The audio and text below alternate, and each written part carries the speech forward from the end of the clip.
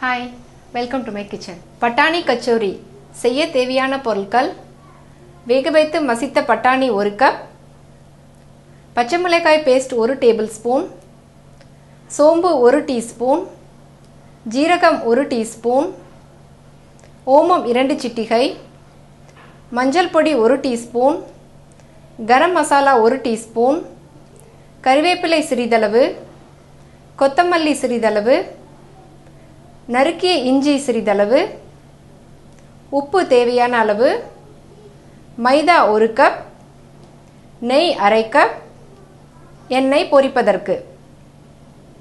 ஒரு பாத்திரத்தை கேஸில் வச்சிடலாம், ஆன் பண்ணிக்கலாம். பாத்திரம் சூடானதும்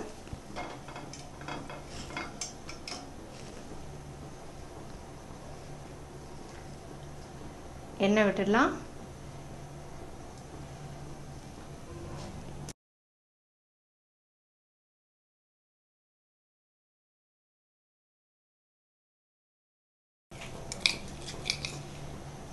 எண்ணெய் சூடானதும் 1 டேபிள்ஸ்பூன் சோம்பு போட்டுடலாம்.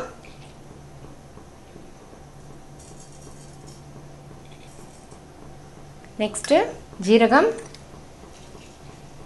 பொன்னிறமானதும் இஞ்சி ஆட் பண்ணிடலாம். இஞ்சி துருவல் சிறிதளவு,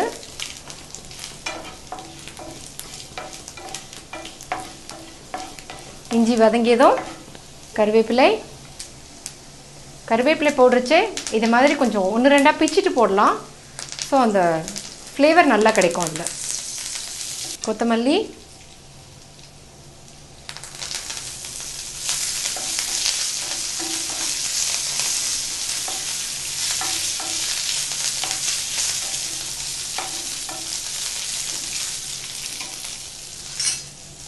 பச்சை மிளகாய் விழுது.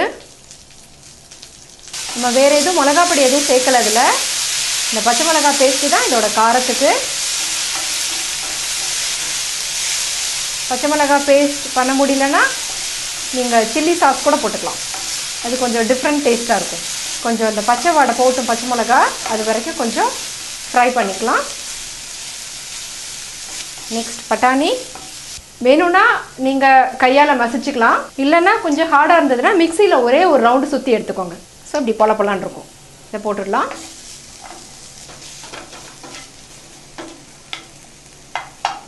எல்லாம் நல்லா சேர்ந்து மிக்ஸ் ஆகட்டும். அதுக்கப்புறம் சால்ட், இதுக்கு தேவையான சால்ட் போட்டால் போகிறோம். ஏன்னா நான் பட்டாணியில் ஏற்கனவே உப்பு போட்டு வேக வச்சுருக்கேன். ஸோ அப்போ கொஞ்சம் உப்பு போடுறோம். அதனால இந்த மசாலாவுக்கு தேவையான உப்பு தான் நம்ம இப்போ ஆட் பண்ண போகிறோம். ஸோ அதனால் உப்பு மட்டும் பார்த்து ஆட் பண்ணிக்கோங்க. உப்பு ஆட் பண்ணியாச்சு.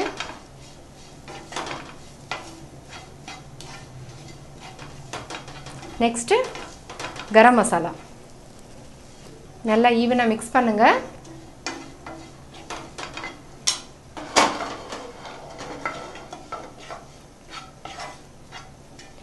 இது கொஞ்சம் ட்ரையாக இருக்கிறதுனால கொஞ்சமாக வாட்டர் போட்டுக்கலாம். இது ஆல்ரெடி குக் பண்ண பொருள் தான் பட்டாணியெல்லாம். சும்மா அந்த மசாலாலாம் ஒரு பச்சை வாசனை போகிறதுக்காக தான் நம்ம ஃப்ரை பண்ணுறோம். அதனால் ஓவர் ஃப்ரை பண்ணணும்னு கிடையாது. இதை நம்ம பூரண மாதிரி உள்ளே வச்சு தான் கச்சோரி பண்ண போகிறோம். இதை நல்லா ஆற வச்சுட்டு ஆறினதுக்கப்புறம் உருண்டைகளாக பிடிச்சி நம்ம மேல் மாவு உள்ளே வச்சு மூடி பொரிக்க போகிறோம். அதனால் இது இப்படி ஆறட்டும். நம்ம இப்போ மேல் மாவு ரெடி பண்ணிடலாம். பார்க்கலாமா? 1 கப் மைதா மாவு, அரை கப் நெய், உப்பு, ஓமம் எல்லாம் ஆட் பண்ணி ஏற்கனவே நான் பிசைஞ்சு வச்சுருக்கேன். பாருங்கள், மாவு ஒரு பூரி மாவும் சப்பாத்தி மாவும் ரெண்டுத்துக்கும் நடுவில் ஒரு டவ் மாதிரி இதை ரெடி பண்ணி வச்சுக்கோங்க. கொஞ்சம் நெழுகலாக கேஸ் ஆன் பண்ணி வச்சுக்கலாம். எண்ணெய் சூடாகட்டும். ஸோ தட் நம்ம இப்போ இது ரெடி பண்ணோடனே கச்சோரி ரெடி பண்ணோடனே பொரிக்க ஆரம்பிச்சிடலாம். இந்த மாதிரி ஒரு உருண்டை பண்ணிக்கோங்க. நம்ம வதக்கி வச்ச மாவை இதை நடுவில் வச்சு இதை மாதிரி க்ளோஸ் பண்ணிடலாம். நீங்கள் ஸ்டஃப்டு சப்பாத்தி பண்ணுவீங்களா அதை மாதிரி அதை மாதிரி இதை க்ளோஸ் பண்ணிக்கோங்க.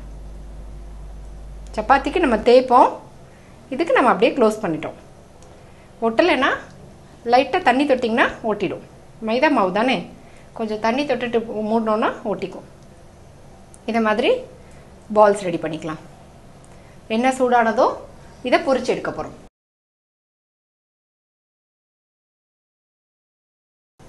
செஞ்சு வச்சுருக்க கச்சோரியை எண்ணெயில் போட்டு பொரிக்க ஆரம்பிச்சிடலாம். போட்டுடலாமா?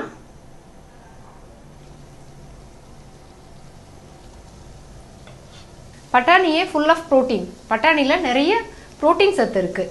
அதனால நம்ம என்ன பண்ணுவோம், ஒரு பட்டாணி குருமாவில் போடுவோம், இல்லைன்னா சுண்டல் பண்ணி சாப்பிடுவோம், இல்லைன்னா ஒரு கறி பண்ணி சாப்பிடுவோம். எப்போ பார்த்தாலும் இப்படியே சாப்பிட்டுட்டு இருக்க முடியாது. ஏதாவது ஒரு டிஃப்ரெண்ட்டாக ட்ரை பண்ணி பார்க்கலாம், நம்ம பார்க்கலாம். ஸோ இந்த பட்டாணி கச்சோரின்றது ரொம்ப ஈஸியான ஒரு ஸ்நாக் தான். அதனால நம்ம இதை டிஃப்ரெண்ட்டாக ட்ரை பண்ணலாம்.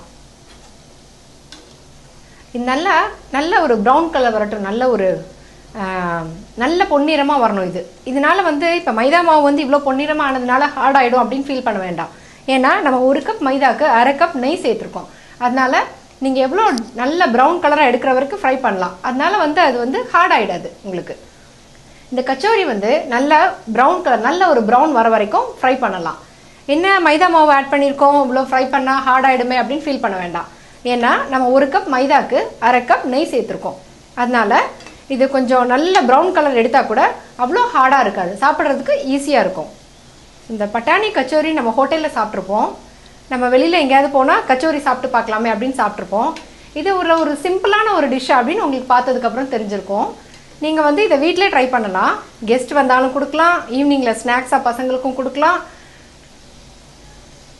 ஏன்னா இது ஒரு சத்தான ஒரு ஸ்நாக் தான். இது பட்டாணி ப்ரோட்டீன் இல்லை, அதனால ஒரு சத்தான ஸ்நாக் தான். நீங்கள் இது ஈஸியாக வீட்டிலே ட்ரை பண்ணலாம்.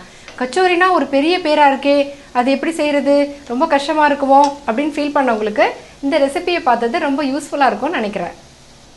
பாருங்கள், நல்ல பொன்னிறமாக வந்துடுச்சு. இப்போ நம்ம சர்விங் பிளேட்டுக்கு ட்ரான்ஸ்ஃபர் பண்ணிடலாம்.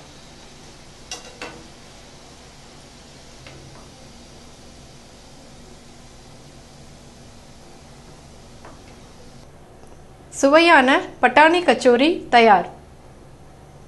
For more tasty recipes, please visit eganskitchen.info. Thank you.